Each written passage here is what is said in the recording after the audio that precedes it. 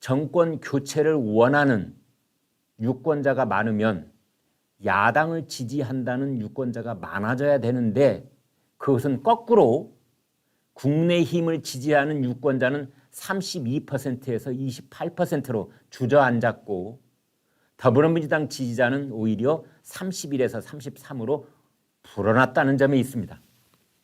정권 교체를 바라는 마음이 갈수록 커져가고 있는데 국민의힘을 바라보니 한숨밖에 안 나온다. 그런 뜻입니다.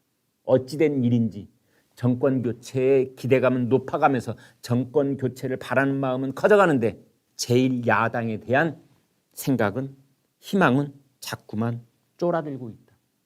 이게 2021년 8월 달에 대한민국 유권자들이 갖고 있는 정치적 딜레마일지다. 그 원인이 뭘까요? 그렇습니다.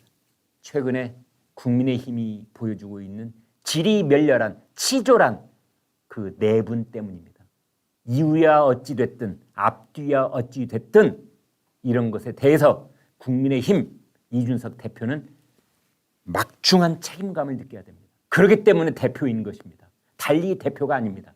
이준석 국민의힘 대표는 안철수 국민의당 대표와 협상이 결렬됐죠. 최종적으로 어찌 되었건 이유야 뭐가 됐든. 두 번째, 그동안 그 오랜 시간 동안 야권의 지지율 1위인 윤석열 전 검찰총장과 여러 가지 충돌 장면을 노출해왔죠. 세 번째, 오늘 아침까지 저거 곧 정리된다. 이 녹취록을 그 말을 했네 안 했네. 원희룡 지사와 또 충돌했지요. 대권 주자들하고 충돌을 하고 있지요. 국민들은 참 볼썽사나운 모습으로 보고 있다는 점.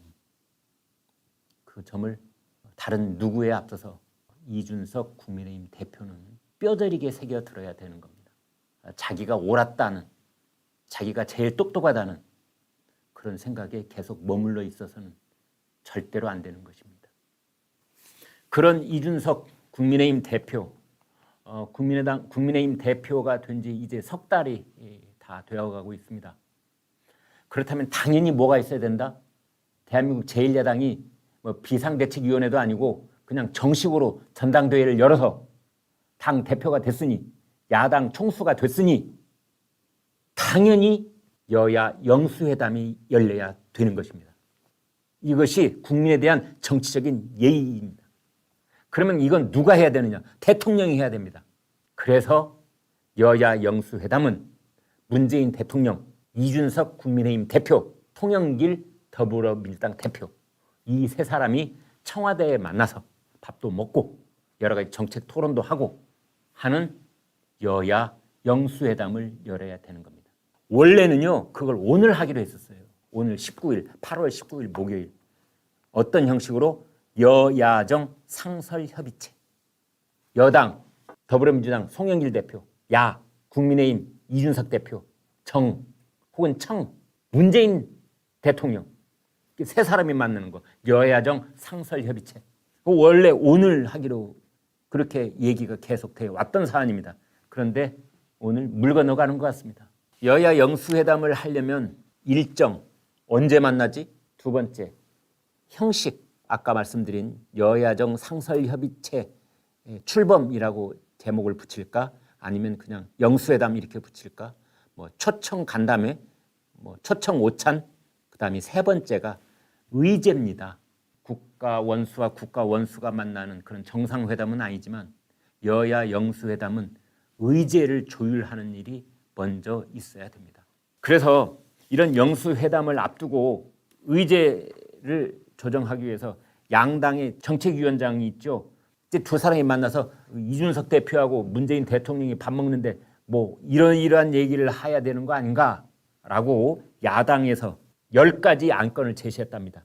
부동산 문제, 일자리 문제, 공군 해군 여성 부사관 성희롱 사망 사건 문제, 공영방송 공정성 문제, 그리고 언론중재법 개정안 문제 뭐 이런 10가지 안건을 제시를 했는데 민주당 정책위장이 그걸 가지고 가서 아직 대답이 없답니다.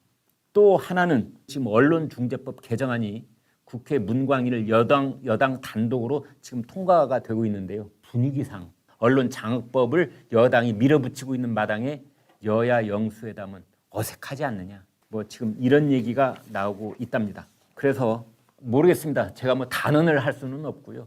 오늘 오후라도 긴급 속보가 나와서 내일 금요일, 내일 왜 안 되겠습니까?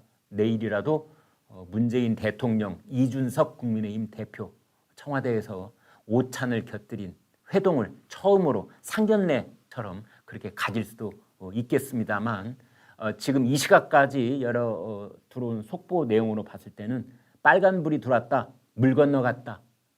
아마 다음 주 8월 25일 수요일 국회 본회의가 열리는데요. 그 본회의 직전에 문재인, 이준석, 이준석, 문재인 두 사람이 만나게 될 가능성이 있다. 뭐 이런 얘기까지 나와 있습니다만 이번 주는 그냥 지나간다. 지금 그런 속보가 들어와 있습니다. 그렇지 않아도 이준석 대표는 대여 투쟁력이 제로다. 도대체 문재인 정권의 쓴소리하는 걸 들어본 적이 없다. 이런 여론이 들끓고 있거든요. 그렇다면 이준석 대표로서는 문재인 대통령을 만나는 자리가 마련되면 공식으로 정식으로 마련되면 그 자리에서 제1야당으로서 집권 여당 그리고 문재인 대통령에게 할 얘기를 단단히 준비해서 거기서 문재인 대통령이 따져 물어야 될 것입니다. 제안도 해야 될 것입니다. 그런 준비 과정이 상당히 필요하겠지요. 그리고 국민들의 기대가 그만큼 지금 올라 있습니다. 지금까지 야권의 대선 후보들과 빚었던 여러 가지 갈등과 충돌, 그 볼썽사나운 모습들을 이준석 대표로서는 한 번에 씻어낼 수 있는 절호의 기회이기도 한 겁니다.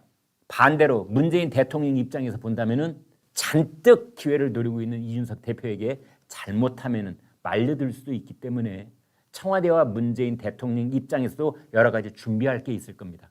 복잡한 사정들이 있어서 문재인, 이준석, 이준석, 문재인 두 사람의 상견례 겸 여야 영수회담은 아마 이번 주를 지나가는 게 아닌가 이렇게 보여지는데 문재인, 이준석이 만나지 못하는 이유 그거는 국민의힘의 이준석 대표를 둘러싼 요인도 일부 있겠고 그러나 문재인 대통령 입장에서 본다면은 민주당 입장에서 본다면 언론중재법 물어붙이는 그 분위기 그다음에 다 껄끄러운 얘기들이죠. 일자리, 경제, 그다음에 여성 부사관 극단적인 선택 사건들, 국정조사. 그래서 그런 것들을 조율하고 있는 과정이 있다. 이렇게 말씀드릴 수 있겠습니다. 네, 댓글 소개해드리겠습니다. 여야정 허수아비 회담이 허수아비 회담. 첫 번째 댓글입니다. 문재인은 A4 준비 안 됐어. 그리고 이준석은 녹음기 분실했고. 정말 촌철살인이십니다. 네. 어쩌면 이렇게 현 사태에 전국을 찌르는 말을 이렇게 재미나게 비틀어서 해주실 수 있는지 정말 존경합니다. 시청자 여러분. 두 번째, 어차피 기대 안 해. 그래. 세 번째, 언론재갈법 통과쇼 거기에 부수적인 이벤트로 여야 총수회담, 여야정 허수아비 회담 그거 하려고 언론재갈법 그거 통과시키는 국민의 반대 여론을 얼렁뚱땅 무마시키는 방식으로 그거 하려고 하는 거 야 국민이 다 알고 있어 야 이런 댓글까지 주셨습니다. 고맙습니다. 요점 정리를 해드리겠습니다. 지금 국민의힘에서 벌어지고 있는 일들 요점 정리 11시 김광일 쇼의 요점 정리 첫 번째 윤석열 검찰총장 쪽에 있는 인사들이 하는 얘기를 종합해 보면은 이겁니다. 이준석이 개인 욕심으로 정치를 하고 있다. 이준석 대표가 젊은 사람들 인기를 바탕으로 차차기를 노리고 있다. 차차기. 앞으로 6년 뒤 그때는 이준석 대표도 40살이 넘기 때문에 대선 후보 자격이 있는 겁니다. 그 차차기를 위한 포석을 깔고 있다. 라고 보는 겁니다. 첫 번째. 이런 갈등의 모든 요인이 이준석 대표가 자기 정치를 하고 있다.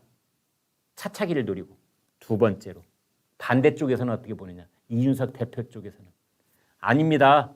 윤석열 캠프 쪽으로 가 있는 국민의힘의 중진 의원들이 이준석 흔들기를 하고 있는 겁니다. 이준석 당대표의 힘을 쫙 빼놓은 상태에서 이준석 후보의 힘의 이 결집력을 왕창 높이기 위해서 이준석 흔들기를 하고 있는 겁니다. 세 번째로 요점 정리는 뭐냐. 정치 컨설턴트 박성민 씨가 한 얘기입니다. 박근혜 전 대통령 탄핵 이후에 국민의힘 진영에는 권력 오너가 사라진 상황이다.